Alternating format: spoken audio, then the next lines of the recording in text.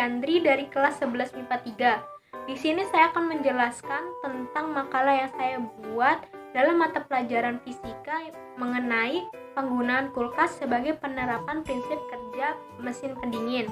Nah, mesin pendingin itu adalah suatu rangkaian yang mampu bekerja untuk menghasilkan suhu atau temperatur yang dingin.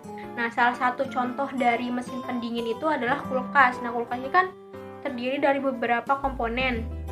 Cara kerjanya itu menerapkan prinsip kerja mesin pendingin, yaitu mengambil atau menyerap kalor atau panas dari sistem dan kemudian dibuang ke lingkungan dengan cara mengalirkan zat pendingin. Kan jadi suhu di dalam kulkas itu kan dingin kan. Nah, itu manfaatnya tuh bisa untuk menjaga makanan agar awet, menjaga makanan agar fresh, dan lain sebagainya. Nah, kulkas ini kan menerapkan prinsip kerja mesin pendingin. Nah, prinsip kerja mesin pendingin itu merupakan contoh dari hukum termodinamika kedua. Hukum termodinamika kedua menyebutkan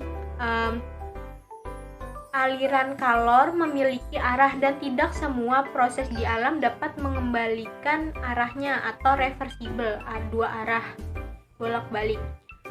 Sekian pembahasannya, kurang lebihnya mohon maaf. Wassalamualaikum warahmatullahi wabarakatuh.